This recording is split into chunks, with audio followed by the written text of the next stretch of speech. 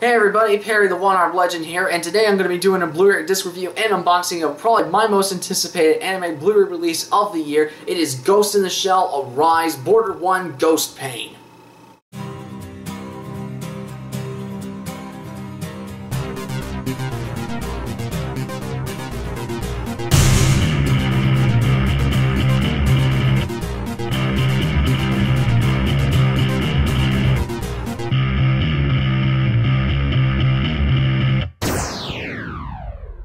Now before I start diving into the OVA itself and my personal thoughts on the event, let's go ahead and do some unboxing.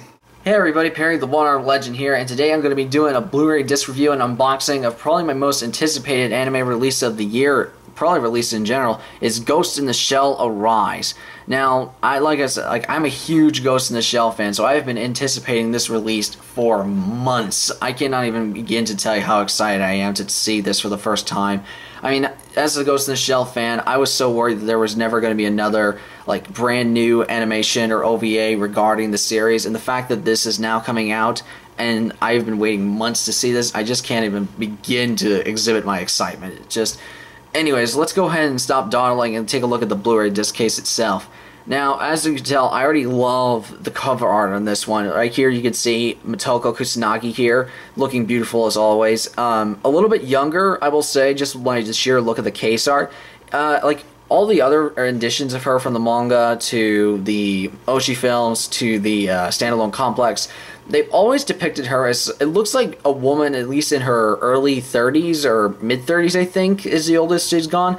But this one looks way, way younger, like looks like a late teenager or early 20s, I think. Maybe late 20s, I could be wrong. Like I said, I haven't seen this yet. I want to go with this completely unknown with what the storyline is. I want to see what goes on. I've been told it's a prequel, or from what I've researched, it's a prequel or a /reboot to the franchise, which doesn't bother me, considering the fact that each of the Ghost in the Shell storylines kind of has their own continuity with it. I mean, the manga is separate from the films, from the TV series, so the fact that this is its own thing doesn't bother me at all. Anyways, let's go ahead and take a look at the Blu-ray boxing itself.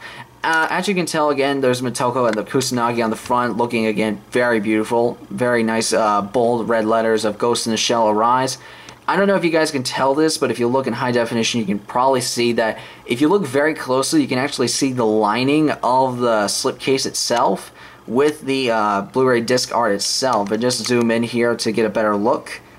And as you can tell, at the bottom of the case, there's actually the tank units. This one, they're called the Rojikomas. In the original film, Oshi films, these were known as Fujikomas. In the standalone complex, there was Tachikomas, and this one is Rojikomas, since they always try to change the tanks a little bit, the ones with the childlike voices in them.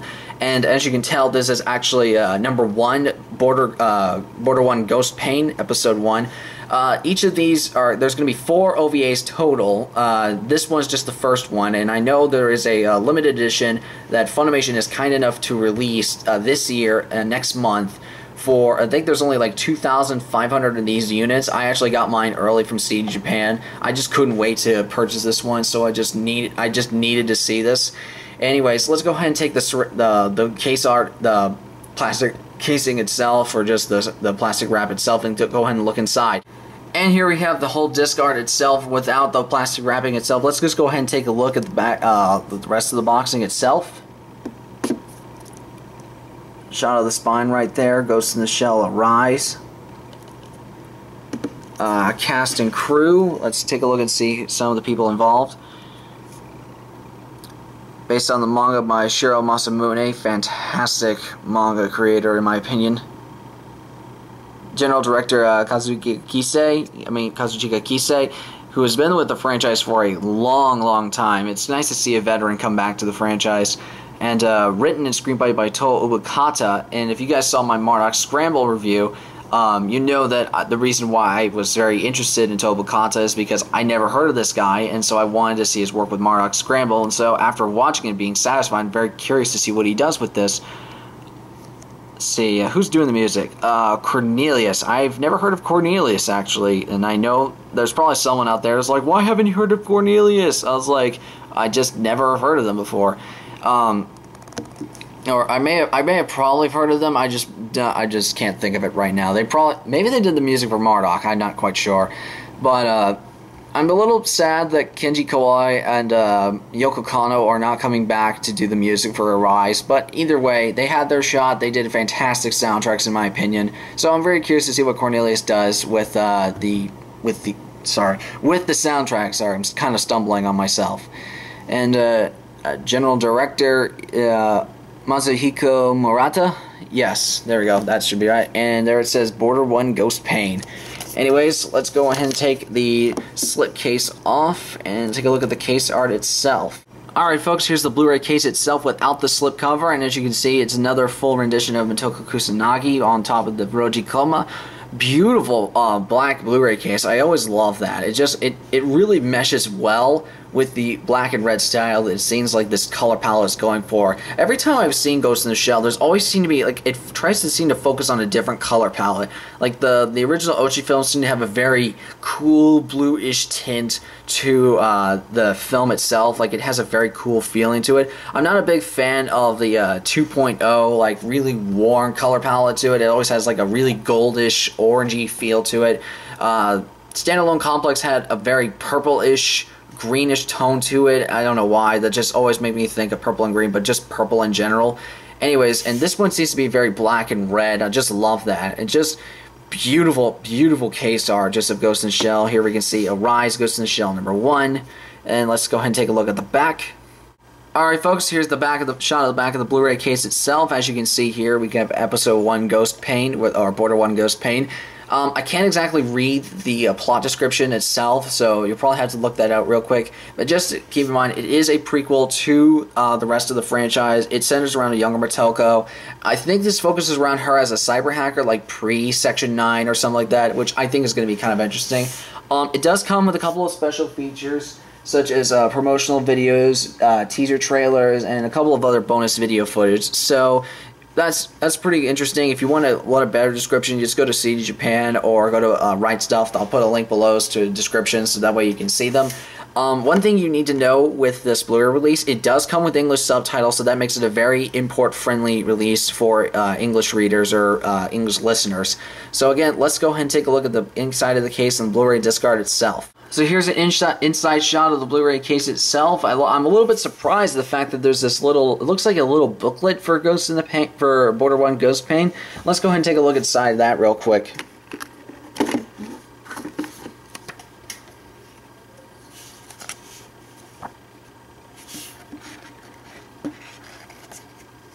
Looks like little descriptions of how the OVA came about.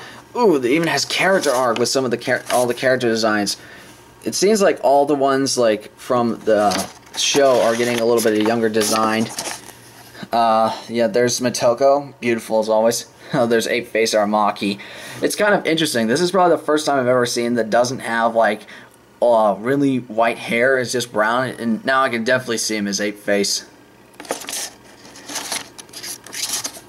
There's we can see Bateau again looking younger. Doesn't look too different from his older look, but you can definitely tell he is a little bit less aged than him. And then there's Togasa. Again, looking pretty identical, pretty close to his older version, but still, it'd be kind of interesting to see Togasa in this, considering the fact that in the original storylines, Togasa was handpicked by Kusanagi to join Section 9. But again, since it's a prequel, I'm curious to see what his role in this will be, but I'm pretty sure it's going to change the storyline a little bit. Different other character arcs, character designs. Oh man, I wish I could read this and tell you guys what it's saying, but either way, it's coming with a lot of cool little pictures. Definitely, oh wait, there was one little picture I've skipped over, I forgot to... Always seems to be that Motoko always has to wear a skin-tight suit, although I don't exactly have a problem with that. Anyways, a couple more character arcs, a little original sketch art as well. Really, really excited to see this. Get a better shot of all this. Oh, I just can't wait to see it. I love the fact that they included this little booklet here in the first place. It's just beautiful. Let me go ahead and put that to this. And here's a quick little shot of the disc art itself. I can't exactly make out what kind of symbol this is supposed to be, but I imagine this has to do with something like the organization or like division that Motoko Kusanagi is working with at the time. And here's one final shot of everything that comes with this Blu-ray disc case, everybody, for Ghost in the Shell Rise 1. We have the booklet for Border 1 Ghost Pain, the slipcase, the lovely slipcase, the Blu-ray case itself, and the disc itself. And now back to my review. If we all reacted the same way, we'd be predictable, and there's always more than one way to view a situation. What's true for the group is also true for the individual. It's simple. Over-specialize and you breed in weakness. It's slow death. One of the best lines I've ever heard in anything ever. Alright folks, now that I've had a chance to sit down and watch Ghost in the Shell Rise 1, Border 1 Ghost Pain, what do I think about it? I can honestly say, as a fan, I am not disappointed in the slightest. I am so happy the fact that Motoko Kusanagi is back in full force, and I am so happy the fact that they paid so much respect to the franchise, and the fact that it is just, the story that they told in just this one chapter alone is well worth the purchase, and it makes me so much more excited for the sequel, seeing how everything is going to come together and watching where the story goes. Now, the story in this one follows the tale of Motoko Kusanagi as she's in the 501st Army Division, and now she is dealing with the recent loss of her lieutenant colonel, who's superior officer, and she's trying to solve the murder mystery behind his death, as well as trying to figure out the problems she is having with her own body with regards to something called a phantom pain or phantom limb syndrome. Now, you might know this from your life in the fact that certain like Army vets or war amputees have missing limbs, and unfortunately for them, they have to suffer what's known as phantom limb syndrome, which is the idea that they feel like their body limbs are still attached even though they no longer are, and they still feel the pain and sensations inside their own bodies. And that is unfortunately what is one of the things that makes Motoko so interesting in this particular installment, is the fact she has to go through these certain aspects of phantom limb syndrome while at the same time dealing with the colonel's death. Not only that, but it also deals with the origins of how she met characters like Armaki, Batou, Togasa, the members of Section 9 that we're all familiar with from the franchise. It's just really cool to see how she meets them for the first time, how she gets to know them, and not only that, but we certainly see conflicts between the members that she might not exactly get along with everybody at the very beginning. But either way, it's so interesting to see, and you even get to see little bits of banter like with General Armaki. According to the manga, like, you see little bits of banter, how she's very sarcastic or playful with the banter between Armaki and herself, and you get to see the little bit of that during the course of this OVA. Not only that, but they pay so much respect to the original Mamoru Oshii film. Like, for example, one of the lieutenant colonel's name is Mamoru, the name of the director himself from the original 1995 film. And plus, I don't want to give this away, but if you have watched the original film, and okay, first off, if you haven't watched it first, go get it, and then watch it and then come back to this. And then, if you've watched the original film, there's one particular scene at the end during a fight scene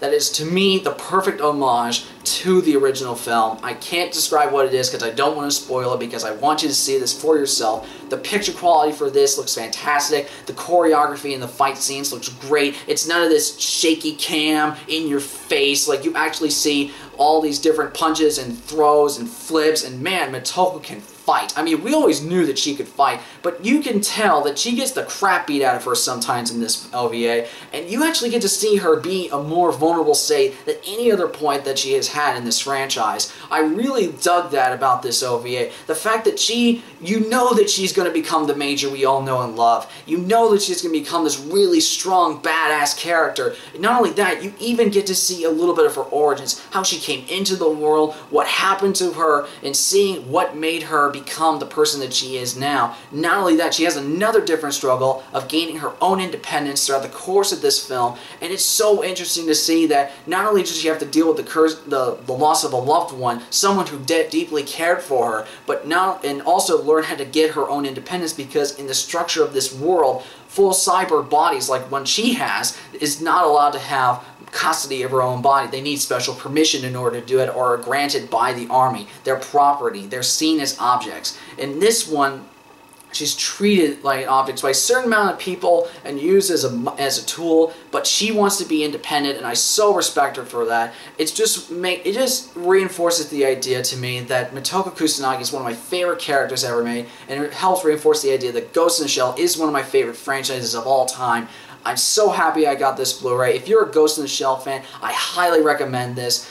The translation in this for the subtitles is great. I didn't encounter a single error with this transfer. The picture quality, again, looks amazing. I'm so excited for the sequel. So if you're a Ghost in the Shell fan, pick this up. I'll put a link right below on rightstuff.com. You can pick up the limited edition right now. There's only 2,500 of these available off Right Stuff, so pick this one up. You will not be disappointed. If you're a Ghost in the Shell fan, I highly recommend it. I'm so happy that the Ghost in the Shell is back.